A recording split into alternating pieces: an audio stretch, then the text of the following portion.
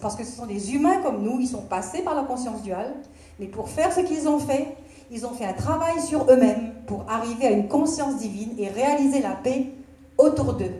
Avant, c'était la paix en eux d'abord. Donc aujourd'hui, grâce à eux, le mot non-violence est devenu plus familier dans le langage des institutions, des associations, dans l'éducation et dans les milieux universitaires.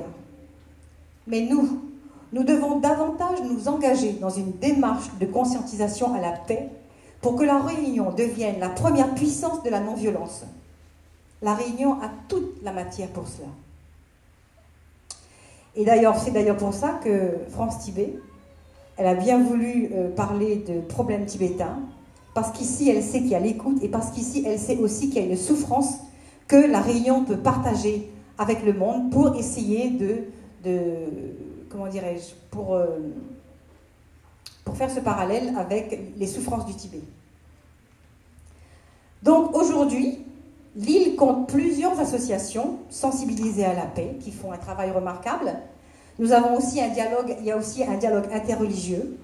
Et si nous conjuguons nos efforts pour maintenir cette conscience éveillée, pour maintenir éveillée cette conscience de la différence, nous allons pouvoir apporter notre savoir-être à cette nouvelle conscience pour l'humanité. Et ça, ce n'est pas un travail de la tête, c'est un travail du cœur. Parce que comme disait encore le maître de notre école, la tête, elle peut être un très bon serviteur, mais elle peut être aussi le pire des maîtres. Donc le travail de la non-violence, c'est un travail qui s'adresse au cœur. Et je dirais aussi pour conclure, que la Réunion a déjà concrétisé le rêve de Martin Luther King. On ne rêve plus de voir le noir avec le blanc, parce que le noir porte en lui le blanc. Et c'est cela la vraie religion. C'est la religion de l'humain, c'est la religion de l'amour.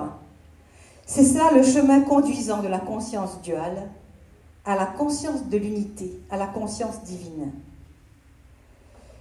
Et comme on est limité par le temps, je vais terminer maintenant avec cet appel de notre maître, Cher Alien Dao, le maître de l'école Soufie, qui est responsable donc de l'école et qui disait « Homme réunionnais, lève-toi et enjambe l'océan, car l'humanité souffre de ton absence. » Merci.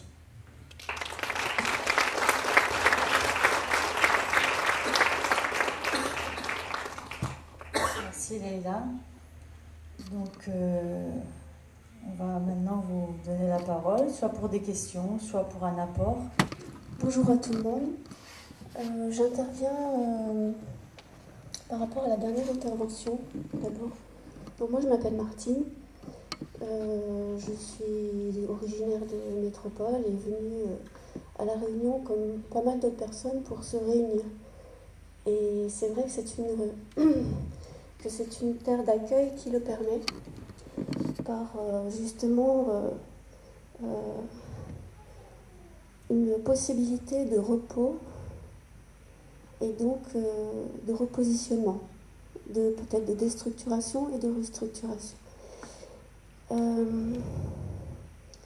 Quand je vous ai entendu parler, Madame Leïla Loré, excusez-moi, il y a un petit peu de stress d'intervenir au micro, moi je n'ai pas tout à fait l'impression que ce soit aussi idyllique que ça. C'est comme si, quand je vous entends vous exprimer, j'ai l'impression que vous exprimez quelque chose qui est déjà là. Et pourtant, moi j'ai l'impression que ce n'est qu'en cours et presque encore au début.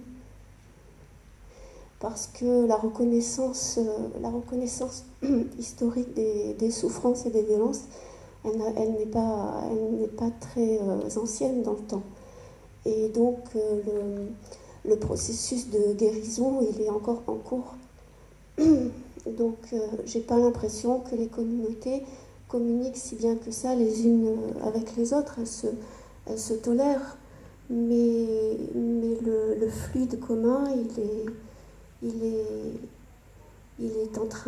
se met en place, mais ce n'est pas quelque chose d'acquis. Sans doute que ça doit se réveiller, puisque certaines personnes ont cette expérience dans l'histoire de l'avoir vécu dans leur enfance à titre personnel peut-être, et est-ce que tout le monde le vivait de la même façon, je ne sais pas. Mais pour le moment, il me semble qu'on en est au début de cette...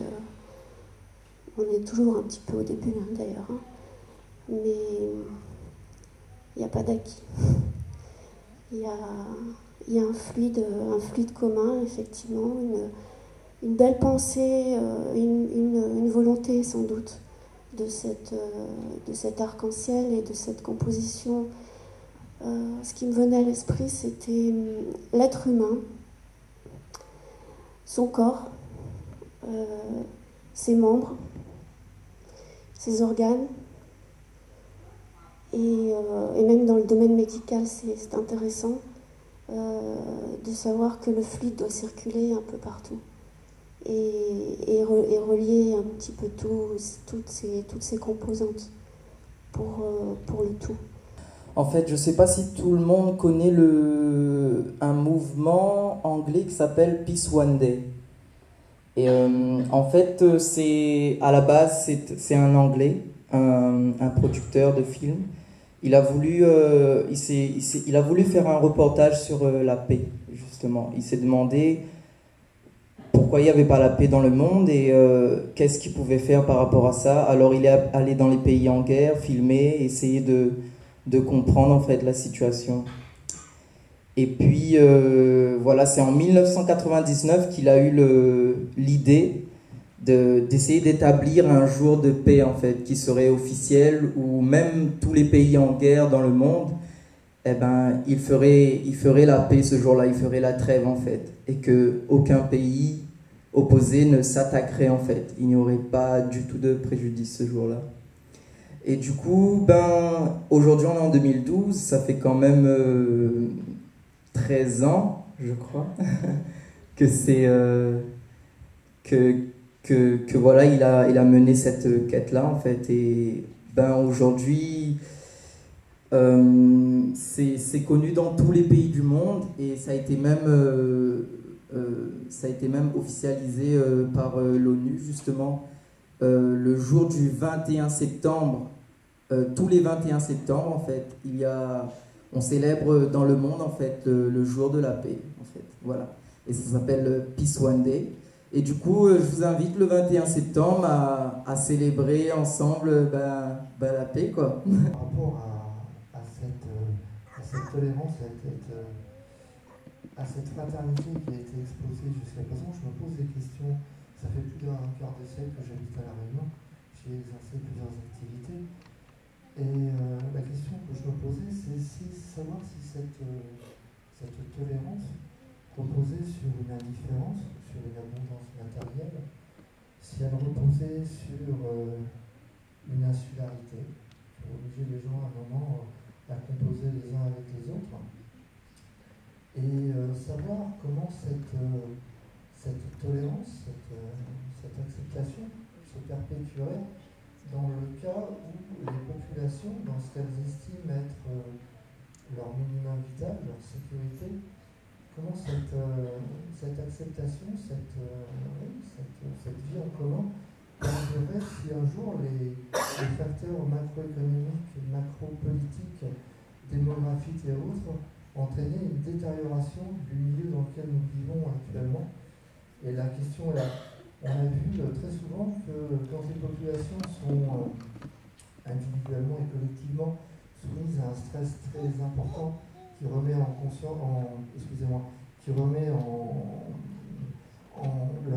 existence en jeu, comment les gens ont très facilement tendance à oublier les valeurs les plus hautes dans lesquelles ils étaient censés se reconnaître, en revenir à des fonctionnements très basiques qui les amènent à s'entretuer la plupart du temps ou à rentrer dans une concurrence qui fait que certains d'entre eux meurent et d'autres survivent. Et donc ma